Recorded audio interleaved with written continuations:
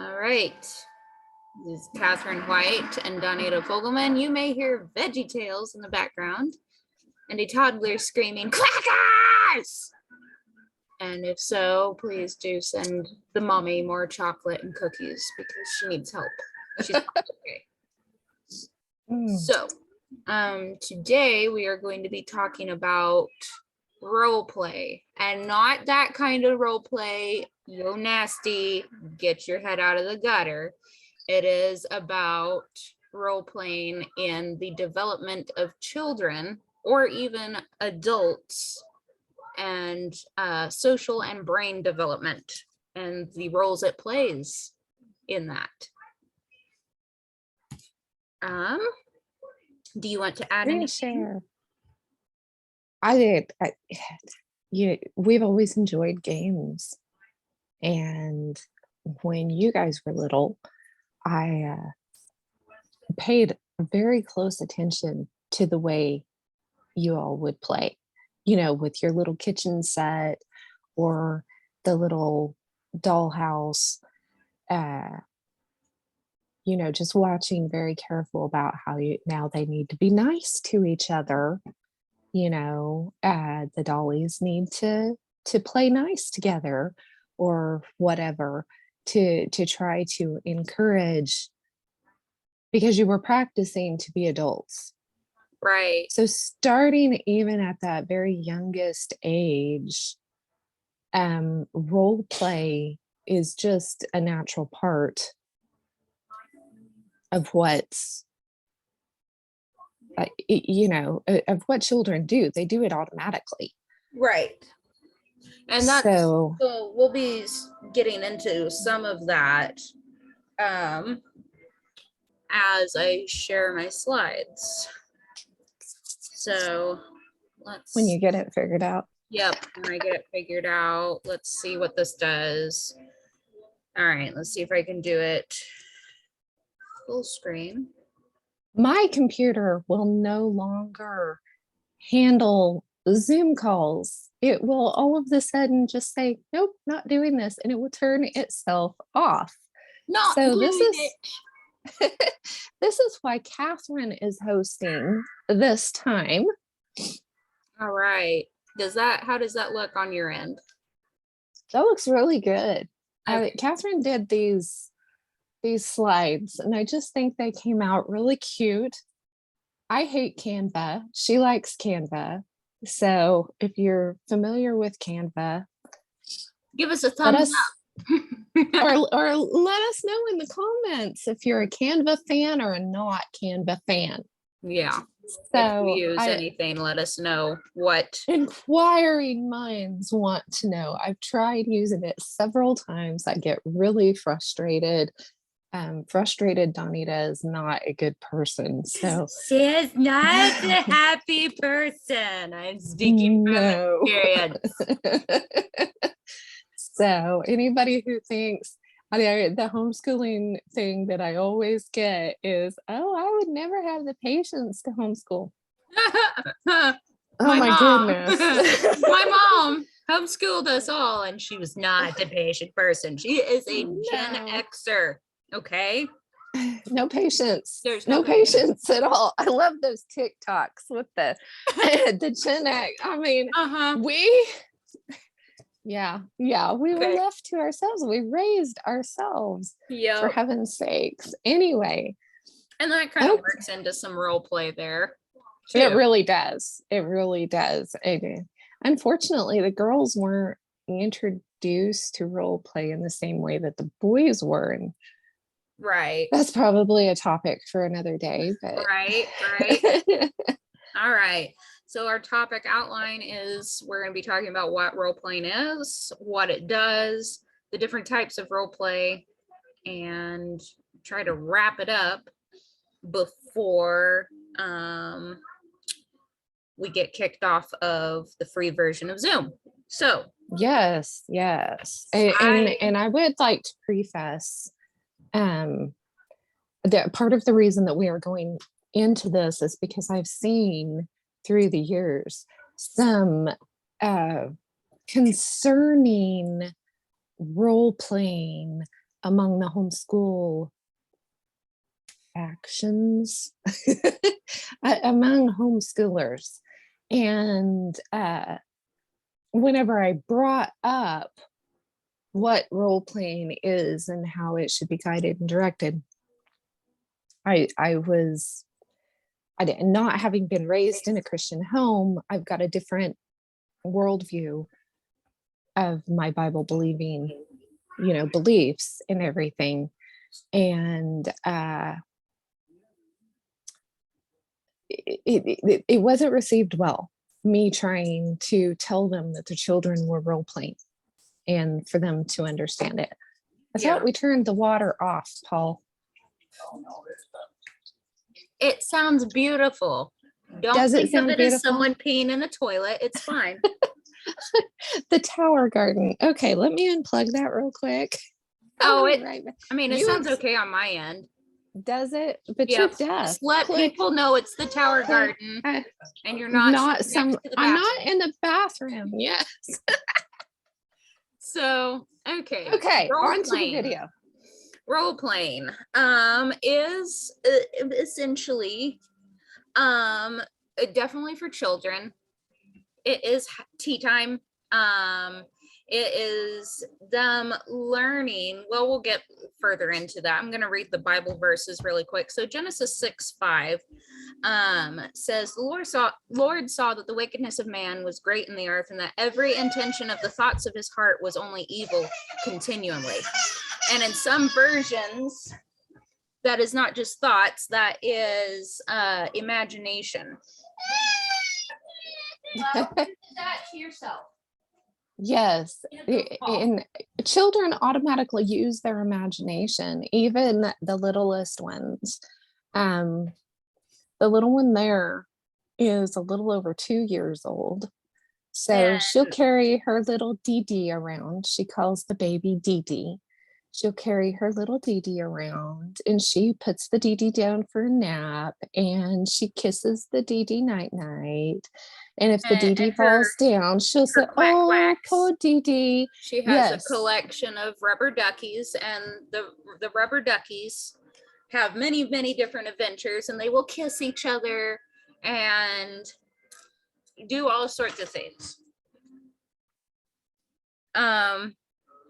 So Genesis 6:5 states that definitely before the flood, the imaginations of men's heart was evil continually. And you see that brought up quite often through the Bible, that our imaginations will go the wrong route.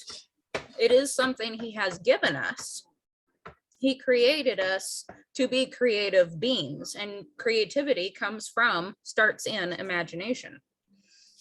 Let me see, Genesis 8:21. And when the Lord smelled the pleasing aroma, the Lord said in his heart, I will never again curse the ground because of man, for the intention of man's heart is evil from his youth. Neither will I ever strike down every living creature as I have done. So we can't help it being evil, basically. It's in our DNA at this point. Well, and didn't the Lord say, I should have brought my Bible in. That was really good. Wasn't? Read that verse again. Oops, I just moved past it. Did you? He basically said he's never again going to destroy the earth because the intentions, or in some versions, the imaginations of man is evil continually. Yes. What version are you reading out of? I am reading out of ESV. Okay. So, and then 2 Corinthians 10:5. We destroy arguments and every lofty opinion raised against the knowledge of God, and take every thought captive to obey Christ. We don't do that naturally. We have to take every thought captive.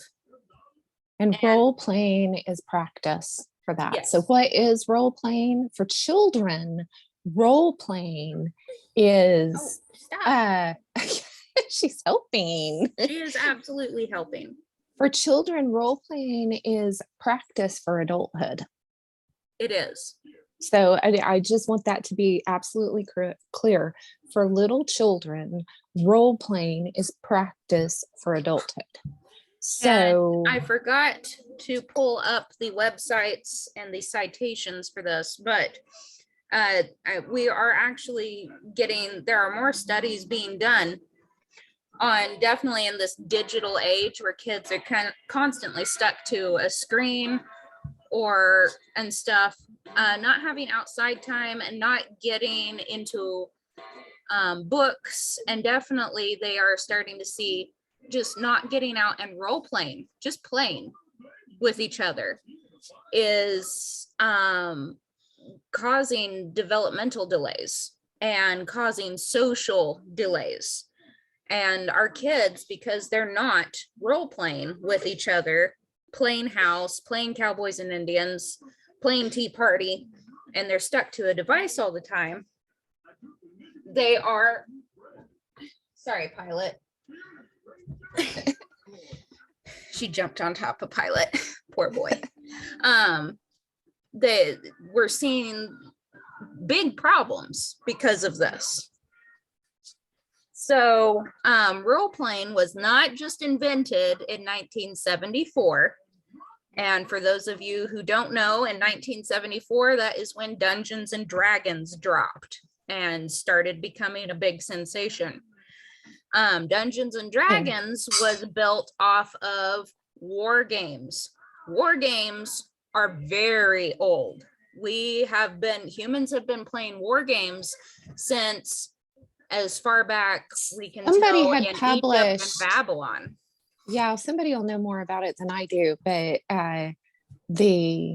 somebody had published, well, what is not Clue, what is chess other than a war game, you know, in a small version. Right. But somebody had actually published one a little bit earlier in the 60s or something that was a war game role playing in a like book and tabletop form type thing.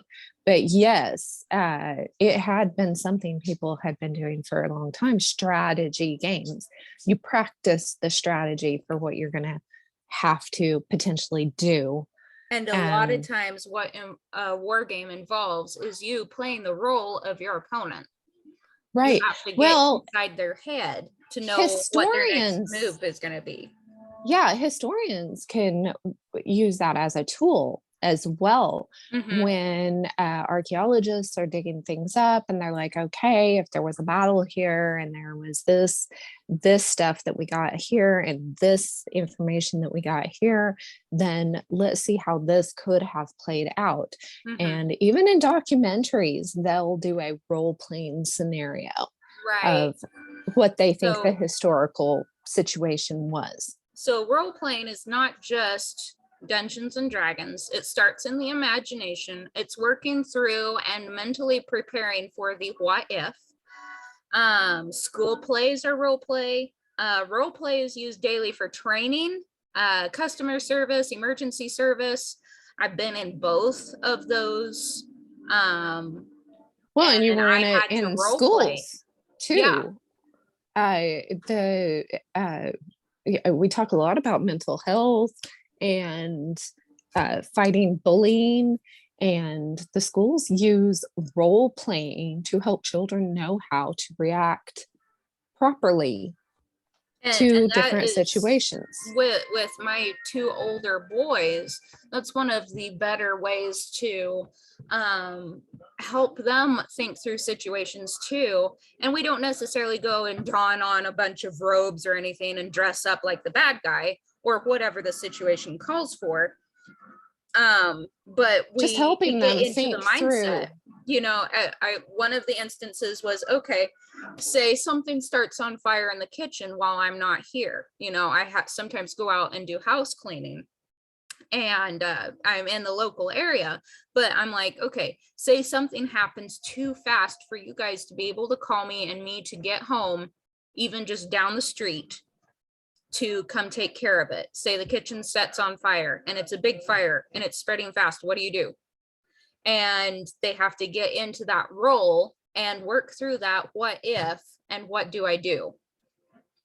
The fire department really stresses and encourages families to practice fire drills, set off the Yes. fire alarm in the house, and time everybody, see how fast they can get out of the house whenever And the fire that alarm goes is off. absolutely That a is form of role playing. playing, definitely. And you're not playing like a wizard or a hobbit or something like that. You're still being yourself, but it is an essential part of learning, especially for children and even adults, is that we think through things better and we get into the right mindset whenever we role play.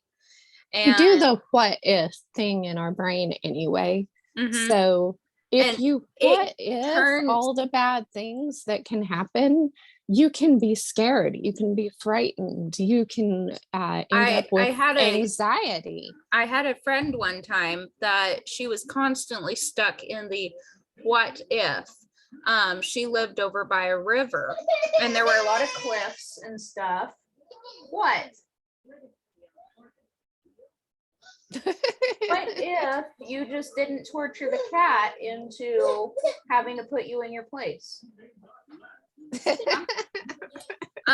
So she lives over by a river and there were occasionally the road would run close to the river, and she had the what if I get run off the road and my car goes into the river, and especially during the muddy season. But then that's where she would stop, and her mind was constantly stuck in this fear cycle, and it was toxic.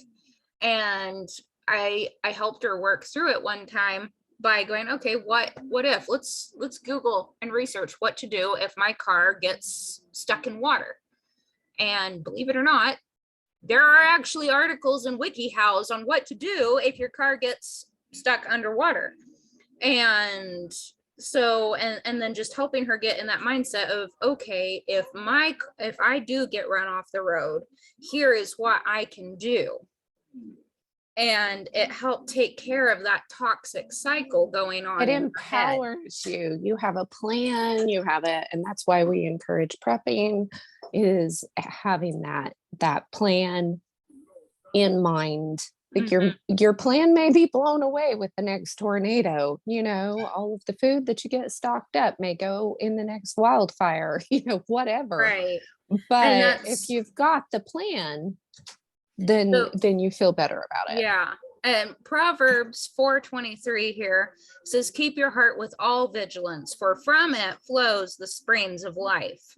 And role play is one of those things that, again, it allows us to keep our heart with vigilance, because there are those of us that will get stuck in the toxic what if cycle without answering it. And then there's those of us that will be completely oblivious to when that what if situation happens. We vapor lock. And so we've got to know and be prepared. And then there's other people that unfortunately I have met that any sort of, if you tag it with role play, if you put a role play label on it, it is immediately of the devil. And it doesn't matter what kind of role playing you are doing, how you are doing it. You can be playing Cowboys and Indians, or a tabletop game of some sort. It doesn't matter, as long as you are keeping your heart with all vigilance, because from it flows the springs of life. And that spring can be toxic or healing. Looking up here, Proverbs, what am I looking at? 28. And these are references. I don't know how we're doing on time, but we wouldn't have to. They can pause these and look these Bible verses up themselves. I'm assuming whoever's watching this can read.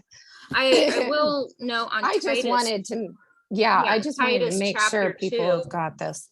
Titus chapter 2 is an excellent chapter. I couldn't just pick out a single verse from it, but it does go into teaching.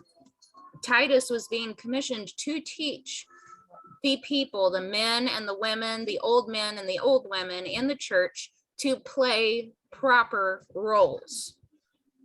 And he was literally having to role play with them, it sounds like, and teach them how to fill their roles in the church.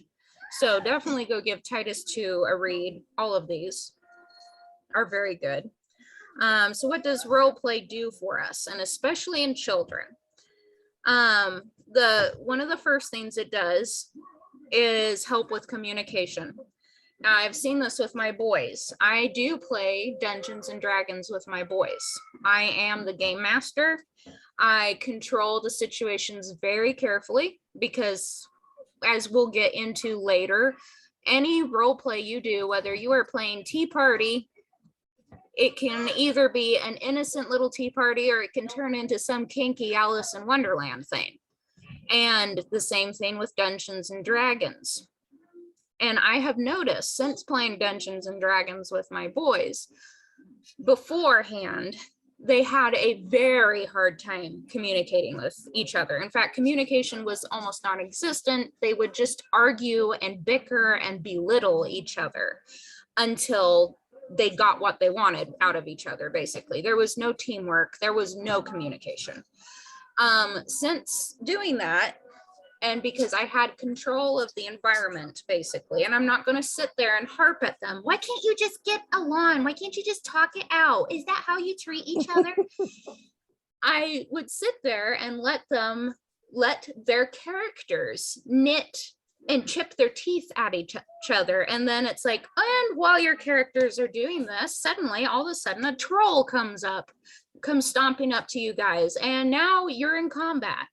On top of, you've got this other problem that you were not fixing because you weren't communicating.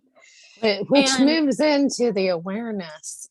Yes. And that's something that the Bible, and we should put that verse in here too. Maybe you can remind me which one it is. You know, the Bible says that we're not working against flesh and blood. We're at war in battle against principalities and powers. And those principalities and powers don't just look like our version of winged people, you know, a white angel and a black angel or something with horns and a tail. Okay. They're, you know, think of the things that bother you and that attack you in a spiritual way. And it's more like a troll that just comes out from under the bridge and attacks you all of a sudden, and you were unaware and you were just minding your own business. Ephesians 6:12. For we do not wrestle against flesh and blood, but against the rulers, against the authorities, against the cosmic powers over this present darkness, against the spiritual forces of evil in the heavenly places. And, you know, I had before, our boys would get into horrible sibling fights. And I had read them that Bible verse. And you know what ended up happening? It was like throwing a basketball against a brick wall. It just did not click.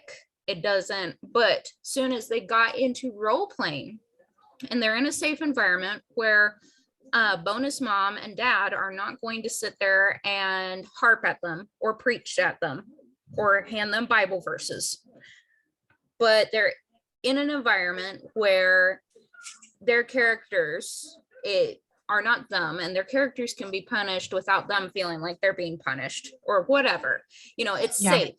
And the characters have consequences that aren't going to physically touch me. Exactly. But because I am in the role of my character, it does mentally touch me to the point that I go, you know, if I could just better communicate with my brother instead of turning this into why don't you, then we can get more things done. And then it starts translating into real life to where they are now much, much way better at communicating their thoughts and ideas and expressing their feelings to one another. And then they've become more aware of their own actions, their attitudes, and having more empathy. Yes, exactly. So something else, and we kind of lightly touched on teamwork, but something else that role playing of any sort does is give especially young people, but even older people, the opportunity to explore and make sense of real life situations. So it basically, the cause and effect. Like I'm not gonna go out and I'm trying to think of a good example here. So my boys have explored, and this meeting will end in 10 minutes. Oops, we may have to do it part 2. So my boys will often explore socially in Dungeons and Dragons, to use that as an example. And they will, so besides communicating with each other, they explore what it's like to try and be a diplomat. So the youngest boy has really been playing around a lot with diplomacy in Dungeons and Dragons. So rather than just immediately going and attacking a group of monsters or people that are being aggressive, he tries to de-escalate the situation and then talk with them. And some of that leaks into teamwork for him and his brother, because his character in Dungeons and Dragons is very charismatic, but not very bright necessarily. And it, in a way that's very similar to him, he's young and inexperienced, and he doesn't really know what to say to people to help de-escalate situations and get them to consider their actions.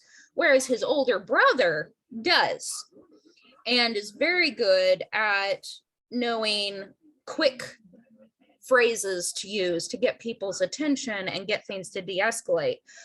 But his older brother is also a little more introverted, doesn't like to talk to people, and his character is the same way. And so they have to team up together. And so the older brother will often tell the younger brother, say something like this.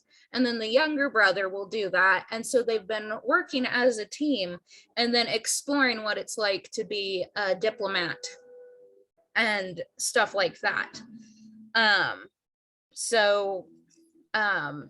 That's been an awesome thing I've been watching them do in Dungeons and Dragons. And then, like, for the 2-year-old, her exploration is taking her DD. And this morning, her DD didn't eat her cracker and then started screaming and crying. And she paddled her bottom and then sat her in front of the TV. And I was like, oh, that might be saying something more about me than you. But that was her little exploration of here is what a was going on. situation, and here is how I want to handle it. And corporations use this for team building. They use these same basic principles, and they will use role playing in order to do it. So this ends up coming in all areas of life. So before you say such and so is of the devil, which there are things in Dungeons and Dragons that we will get into in another part. We will definitely get into, but Christians need to be aware of these principles, these ideas. It's nothing new. It's not hooky. It's not ooh, or anything like that. It's actual practical skills that we need to be aware of, and of course be in the Word and understand what God thinks of it all, so that we can properly discern whenever there is something of the devil that pops up that we feel like we need to stay away from. Yes. So why don't we end that in part 1 and take a break? Okay. Thank you guys for coming. Make sure to like, subscribe if you want to see part 2. And maybe there'll be more than that. Maybe we can squish it all into 2 parts. I'm hoping. But I definitely like, subscribe, share, all that good stuff. And thank you for being here with us.